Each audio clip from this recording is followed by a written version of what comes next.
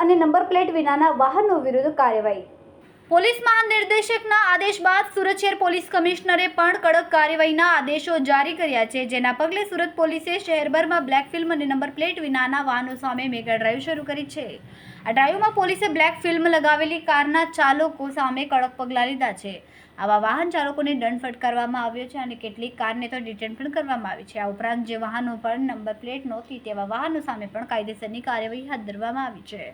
પોલીસે આ મુખ્ય હેતુ સુરક્ષા વ્યવસ્થા જાળવવાનો છે અને ટ્રાફિક નિયમોનું કડક પાલન કરવાનું છે. બ્લેક ફિલ્મ અને નંબર પ્લેટ વિનાના વાહનોનો ઉપયોગ ઘણીવાર ગેરકાયદેસર પ્રવૃત્તિ માટે થતો હોય છે, તેથી આ પ્રકારની કાર્યવાહી જરૂરી છે.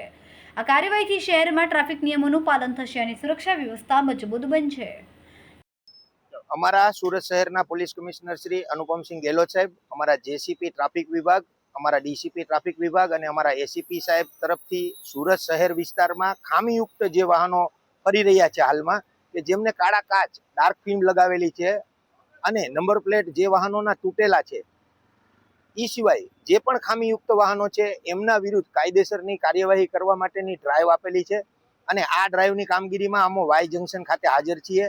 અમારી ટીમ દ્વારા જે ખામીયુક્ત વાહનો છે એમના વિરુદ્ધ કાયદેસરની કાર્યવાહી કરવામાં આવે છે.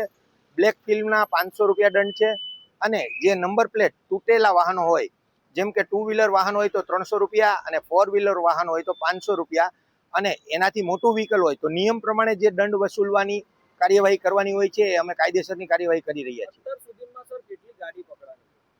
અત્યાર સુધીમાં કામગીરી ચાલુ છે તે દરમિયાન 3 વાહનો, 2 નંબર પ્લેટ વાળા અને 1 ગાડી કાળા કાચ વાળી ની અમે એના વિરુદ્ધ કાયદેસર કાર્યવાહી કરેલ છે. કાર્યવાહી આમ તો જે ડ્રાઈવ આપવામાં આવે છે એ ડ્રાઈવ તો રોજે રોજની હોય છે, પરંતુ જે ખામીયુક્ત વાહનો છે એના વિરુદ્ધ કોઈ ડ્રાઈવની જરૂરિયાત નથી હોતી. એમના વિરુદ્ધ દરરોજે દરરોજ કાર્યવાહી કરવાની રહેતી હોય છે.